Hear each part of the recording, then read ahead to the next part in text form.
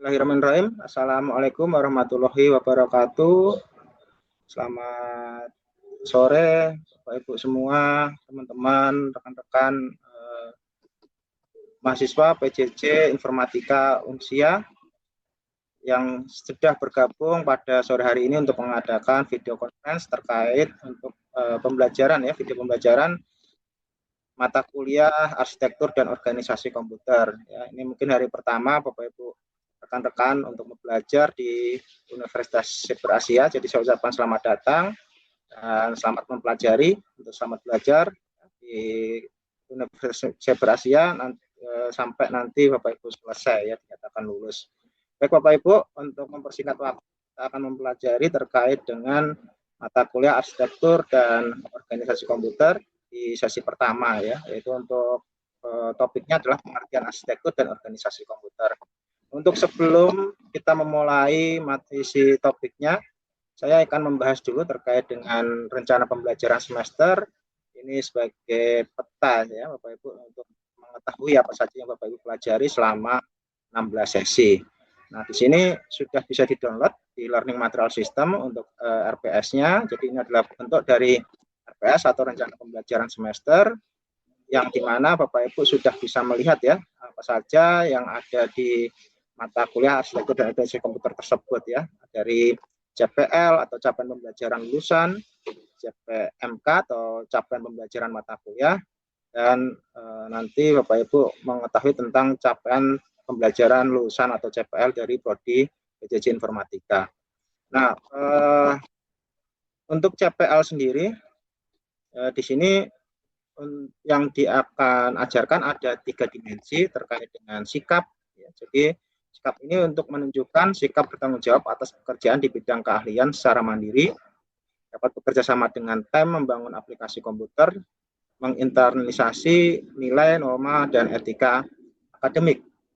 Ini untuk mata kuliah dari arsitektur dan organisasi komputer sendiri atau ARKOM. Untuk CPL atau capaian pembelajaran lulusan dari prodi informatika untuk mata kuliah arsitektur dan organisasi komputer, dari sisi pengetahuan itu ada 2 dimensi. Terus berikutnya dari CPL prodi informatika ada mata kuliah arsitektur dan organisasi komputer pada keterampilan umum.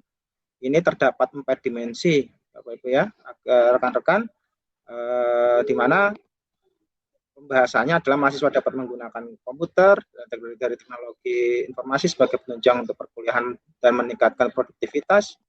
Mahasiswa dapat menerapkan beberapa tool dan aplikasi penunjang software untuk menunjang proses pembelajaran online yang nanti akan menjadi tugas di tugas 1 dan 2 dengan menggunakan beberapa tool seperti simulasi Bapak Ibu dalam menggunakan atau merakit komputer itu nanti Bapak Ibu rekan-rekan mahasiswa bisa menggunakannya dalam tugas untuk melakukan simulasi. Simulasinya dilakukan secara langsung dengan menarik atau drag and drop nanti perangkat-perangkat yang ada di komputer tersebut. Setelah itu adalah mahasiswa dapat mengembangkan pendayagunaan komputer dan teknologi informasi untuk mendukung capaian profesional di dunia kerja. Mahasiswa dapat secara mandiri menggunakan komputer dan teknologi informasi sebagai resource yang utama untuk kegiatan belajar. Untuk keterampilan khusus dari capaian pembelajaran prodi PJJ Informatika, mahasiswa dapat menguasai pendayagunaan komputer dan teknologi informasi sebagai basis pengetahuan, pengembangan pembelajaran, produktivitas, dan capaian profesional. Mahasiswa dapat menguasai tool yang ada dalam bidang teknologi informasi dan perkembangannya saat ini. Nah, di dalam CPL itu ada 14 dari CPMK. Nah, CPMK ini dari sesi 1 nanti akan diwujudkan ke dalam bentuk topik sampai nanti ke sesi 14. Bapak Ibu nanti bisa membaca apa saja yang menjadi capaian pembelajaran mata kuliah di dalam mata kuliah arsitektur dan organisasi komputer ini. Nanti bisa dibaca ketika Bapak Ibu mendownload di Learning Material System untuk RPS, ya, apa saja yang didapatkan dari JPMK mata kuliah ARKOM. Nah, berikutnya adalah terkait dengan komponen penilaian. Dan saya sampaikan bagaimana untuk menilai, sehingga Bapak Ibu itu nanti bisa melihat di akhir sesi ya, di akhir setelah UAS gitu ya, penilaian selama belajar dari mata kuliah ini. Adapun komponennya itu terdiri dari tugas 1 dan tugas 2, di mana ini terdiri dari 20% penilaiannya, dan nanti tugas 1 dan tugas 2 itu akan diberikan pada sesi keempat dan sesi ke-12. Berikutnya adalah UTS ya. UTS itu 20%. UTS itu adalah sama ya dengan halnya ketika Bapak Ibu belajar ya, waktu sudah pernah SD, SMP, SMA dan sebagainya. Nah, ini akan diberikan di sesi ke-8. Berikutnya adalah UAS ya, atau ujian akhir semester, itu 30%, di mana nanti akan disampaikan atau dilaksanakan di sesi ke-16. Adapun yang terakhir, kehadiran. Jadi Bapak Ibu perlu untuk mempertimbangkan ya, atau melihat bagaimana kehadiran itu sangat penting di sini, karena capaiannya sampai 30%. Nah, bagaimana kehadiran ini dapat dinilai? Jadi kehadiran itu dapat dinilai ketika Bapak Ibu sudah mendownload materi.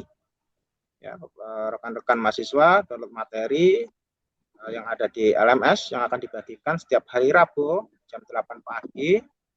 Berikutnya jika ada video conference ya seperti hari ini, bisa mengikuti video conference, dan itu nanti akan diwajibkan ya selama mungkin persyaratannya adalah pelaksanaan 7 kali mungkin ya, atau 8 kali, jadi Bapak Ibu paling tidak bisa mengikutinya. Dan kuis ya, kuis ini biasanya dia akan diberikan selama per sesi.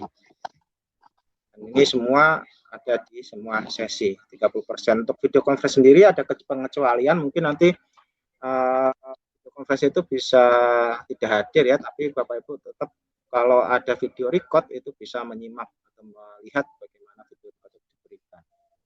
Nah, ini adalah bagaimana komponen penilaian dilakukan di mata kuliah KOM ya, arsitektur dan organisasi komputer. Jadi saya harapkan hal ini diperhatikan ya, karena ini sangat penting ya, karena nanti itu akan menjadi suatu grade penilaian. Jadi ketika Bapak Ibu mendapatkan nilai A, nilai B, nilai C itu berdasarkan dari komponen penilaian ini.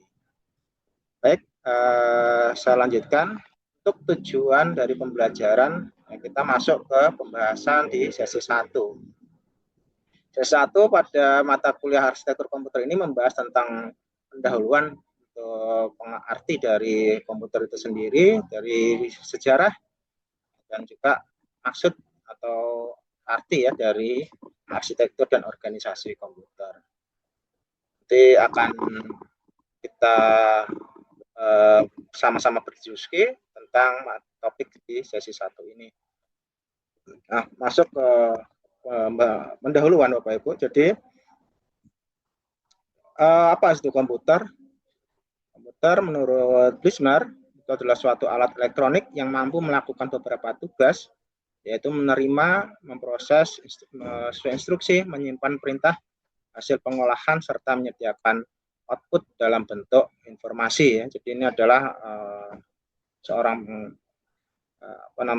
seorang pakar ya, yang dia mendefinisikan suatu komputer ya, sebagai alat untuk multitasking ya, terus melakukan proses instruksi, menyimpan perintah dan pengolahan serta menyediakan output dalam bentuk informasi. Nah, sejarah singkatnya dalam evolusi komputer itu pertama kali ditemukan abacus. Abacus itu adalah alat hitung ya. Ini muncul di sekitar tahun 5.000 tahun yang lalu di Asia Kecil dan dianggap sebagai alat mesin komputasi atau alat menghitung. Ya, jadi ini awal mula abacus ditemukan.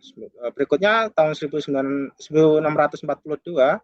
Pascal itu menemukan alat yang disebut kalkulator roda numerik atau numerical wheel calculator. Ya. Berikutnya filsuf Jerman Leibniz itu memperbaiki Pascaline dan membuat mesin yang dapat mengkali atau dia bisa menggunakan perkalian ya, sebelumnya hanya untuk penambahan dan pengurangan, sekarang sudah bisa untuk diperkalikan. Nah, untuk evolusi komputer itu dimulai dari tahun 1820 ya, dari Xavier itu menemukan mesin yang dapat melakukan fungsi aritmatika dasar. Berikutnya Babbage dan istrinya Augusta Daging itu membuat komputer general purpose yang pertama disebut sebagai analytical engine. Nah, ini pertama ini sudah diciptakan komputer di tahun 1941 oleh Konrad Zuse, membangun sebuah komputer Z3 ya, untuk mendesain pesawat terbang dan peluru kendali. Aiken, seorang insinyur Harvard dan IBM, memproduksi kalkulator elektronik US Navy. Tahun 1946 temukan ENIAC ya. ENIAC itu adalah Electronical Numeric Integrator dan komputer. Ini adalah kerjasama antara pemerintah Amerika Serikat dan University of Pennsylvania. Sehingga ini merupakan proyek dari pengembangan komputer. Nah, ini adalah gambaran bagaimana komputer generasi pertama itu diciptakan. Itu mempunyai satu ruangan yang besar gitu ya, sehingga alat-alatnya juga masih besar. Nah, berikutnya adalah komputer generasi berikutnya ya, di tahun 40 ya, 1940 tepatnya, John von Neumann membangun konsep untuk komputer EDVAC tahun 1945. Tahun berikutnya 1951 UNIVAC One atau Universal Automatic Computer One ini oleh Remington Rand itu menjadi komputer komersial yang memanfaatkan dari arsitektur von Neumann. Berikutnya, salah satu hasil mengesankan oleh UNIVAC adalah prediksi kemenangan Eisenhower pada pemilihan presiden tahun 1952. Nah, untuk pembahasan berikutnya mengenai komputer generasi kedua itu dimulai ditemukannya transistor di tahun 1956. Penemuan lainnya dapat untuk pengembangan memori inti magnetik untuk membantu pengembangan komputer generasi kedua yang lebih kecil, lebih cepat dan dapat diandalkan ya. Karena waktu itu transistor sangat besar sehingga di tahun ini transistor itu bisa dibuat lebih kecil. Nah, berikutnya pada tahun 1958 ini dikembangkan yaitu sebuah IC. Nah, IC ini merupakan konsep dasar di mana sekarang komputer menjadi lebih kecil. Dan IC ini dipadatkan di dalam sebuah chip ya. Nah, ini merupakan kemajuan di mana komputer generasi ketiga dalam penggunaan sistem operasi yang memungkinkan mesin untuk menjalankan berbagai program serentak dalam komputer atau yang disebut multitasking. Untuk berikutnya, komputer generasi keempat itu pengembangannya dikecilkan dari ukuran sirkuitnya. Ada LSI yang dapat memuat ratusan komponen dalam sebuah chip, FLSI memuat ribuan komponen dalam sebuah chip tunggal, dan ULSI untuk meningkatkan jumlah tersebut menjadi jutaan. Ini adalah generasi keempat sehingga komputer itu semakin besar, yang tadinya sangat besar Bapak Ibu ya, itu memerlukan satu lapangan bola sehingga bisa dipapatkan untuk ukurannya. Nah, sehingga pada generasi komputer berikutnya atau masih keempat ya, komputer itu mengalami perubahan atau bentuk atau evolusi, di mana di tahun 1981 pada perusahaan IBM sendiri itu memperkenalkan yang namanya PC atau personal computer. Ini bisa dipakai di rumah, kantor, dan sekolah yang tadi bentuknya besar, ya butuh tabung vakum, terus transistor yang besar. Nah, sekarang sudah bisa digunakan di dalam ruangan rumah. di mana pada jumlah PC saat itu melonjak penggunaannya ya, atau pembeliannya dari 2 juta unit di tahun 1981 menjadi 5,5 juta unit di tahun 1982 atau tahun berikutnya. Tahun 10 tahun kemudian menjadi 65 juta unit PC yang digunakan. Nah, ini sehingga saat ini mengalami evolusi ya, yang ukurannya semakin padat, semakin kecil gitu ya, semakin tipis Bapak Ibu, sehingga bisa di. Nah, untuk arsitektur komputer sendiri apa definisinya? Jadi arsitektur komputer itu merupakan konsep perencanaan dan struktur pengoperasian dasar dari suatu sistem komputer. Arsitektur komputer adalah topik mengenai atribut-atribut sistem komputer yang dapat dilihat oleh programmer. Contohnya, bagaimana cara membuat sebuah instruksi pada komputer. Matematika atau perhitungan dasar ya, biasanya penjumlahan, pengurangan, pembagian, perkalian itu digunakan dalam menghitung.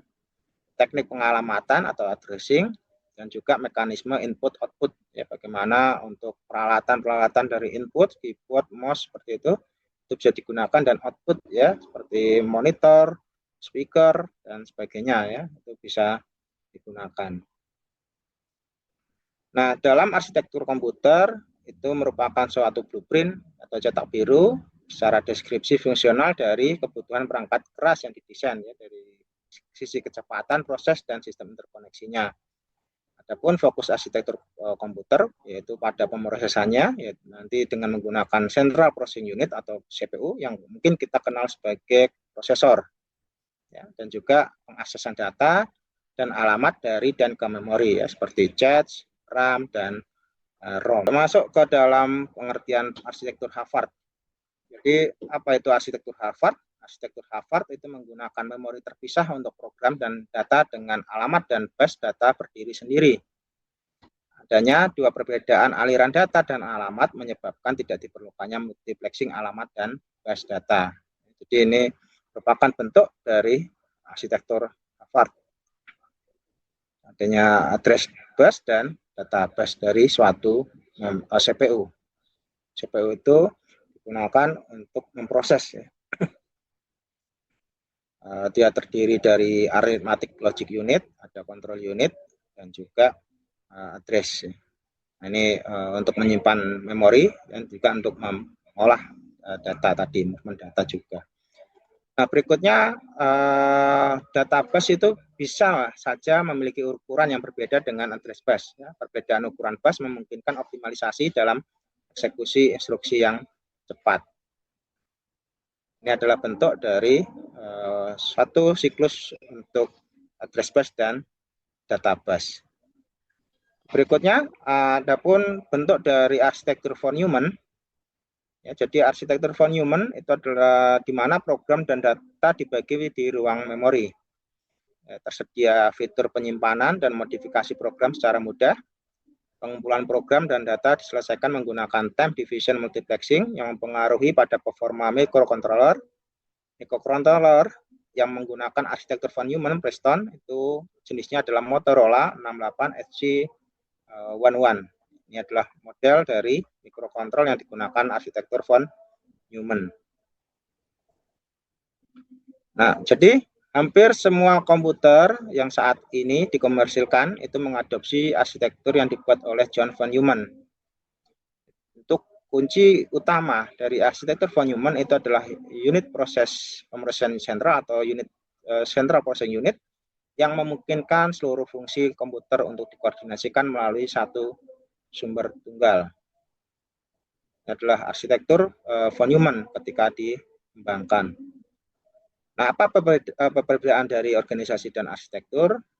Di mana perbedaan adalah dalam pengertian ya, antara arsitektur dan organisasi itu penting karena banyak dari pabrikan komputer bisa menawarkan suatu family atau keluarga untuk model komputer tertentu.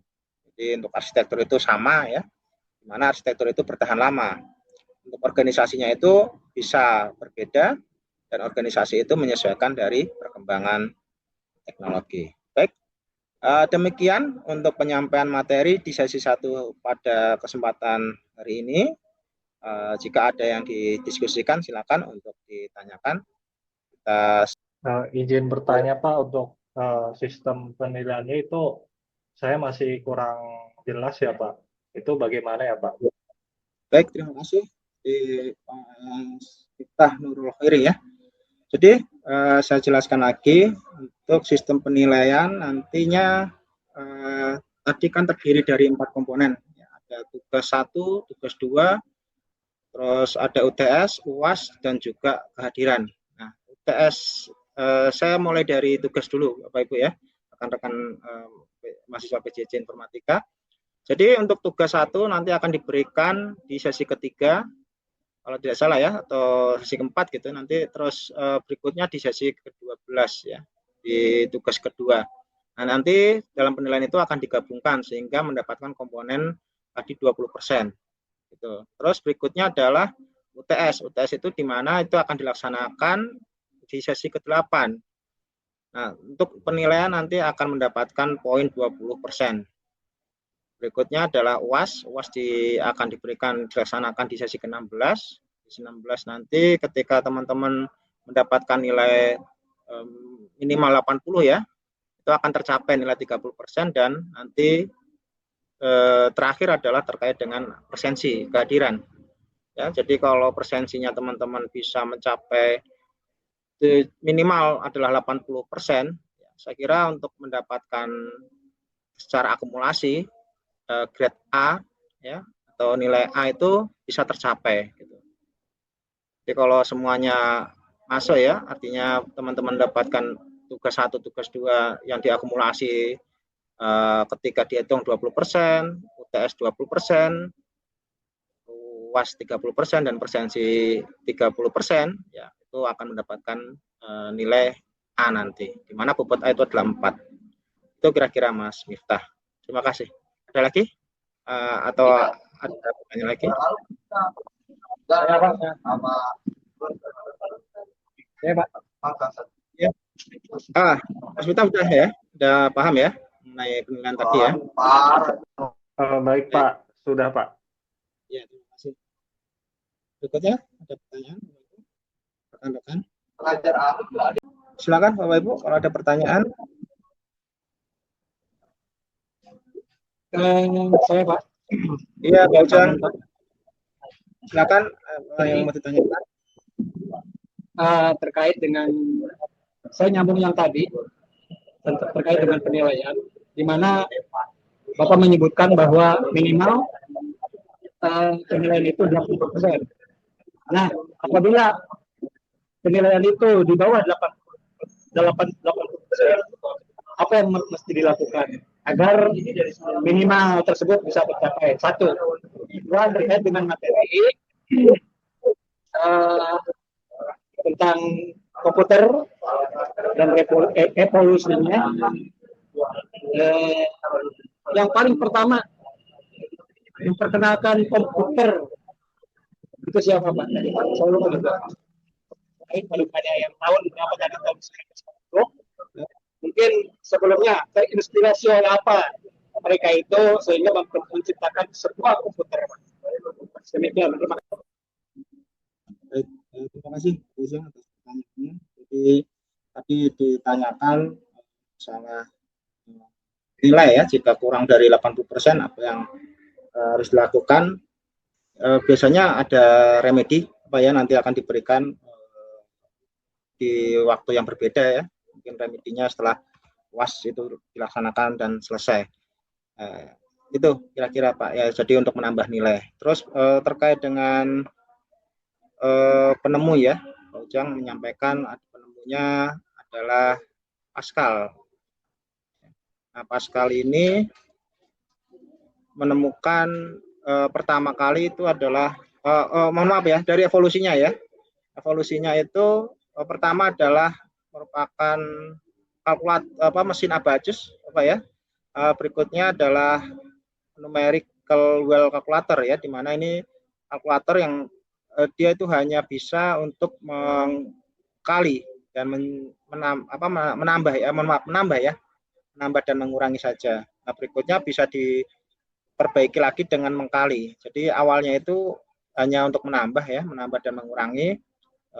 Ternyata pada tahun 1994 LabNIS ini bisa menambahkan dengan perkalian. Jadi sehingga kita bisa menggunakannya untuk berbagai macam sekarang itu Bapak Ibu dalam model aritmatika. Aritmatika itu untuk menjumlahkan, mengurangi, menambah dan mengkali. Jadi itu dalam bentuk komputasinya untuk menghitungnya Bapak Ibu. Nah, berikutnya setelah dikembangkan kembali ya, itu apa namanya si Babbage ya, Charles Babbage ya, dan istrinya Augusta Daging itu membuat komputer general purpose yang pertama yang sebutannya adalah analytical engine. Nah, di sini sudah bisa untuk melakukan proses kode, membuat dalam pembuatan kode sehingga dapat diciptakan kode program. Nah, ini untuk membuat evolusi berikutnya Bapak Ibu ya, sehingga komputer itu mengalami perubahan dari yang besar menjadi yang kecil. Mungkin itu yang bisa saya sampaikan Pak Ujang terkait dengan evolusi komputer. Ya, baik Pak, terima kasih Pak. Ya, generasi ya, tambahannya adalah generasi ya. Generasi yang pertama ya, itu komputer dalam bentuk yang sangat besar. Berikutnya komputer kedua, mukanya transistor Bapak Ibu ya, rekan-rekan. Jadi transistor ini yang kita kenal di elektronik tadi Bapak Ibu, itu awalnya berupa tabung vakum sehingga menjadi sebuah alat transistor yang kita kenal sekarang, dan itu bisa dibuat lebih kecil bentuknya dan kegunaannya juga lebih praktis ya.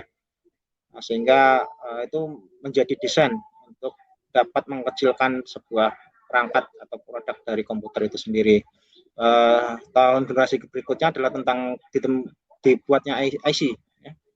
Sehingga IC itu menjadi komponen yang sangat penting, dan ya komputer itu semakin mengalami perubahan bentuk ya, dari awalnya besar, sedang, dan sekarang pada komputer generasi yang kita kenal ya, ada laptopnya pun berbagai macam bentuk sekarang ya, lebih tipis gitu ya. Nah, itu karena ada perubahan-perubahan dan tadi alat-alat yang sudah dikembangkan tadi Bapak Ibu, sehingga semuanya serba lebih praktis ya. Adanya laptop kita bisa jinjing gitu ya, kita bisa bawa kemana-mana, dan itu sebagai alat produktivitas kita untuk dapat bekerja dan berinteraksi. Itu Pak Ujang atas pertanyaannya.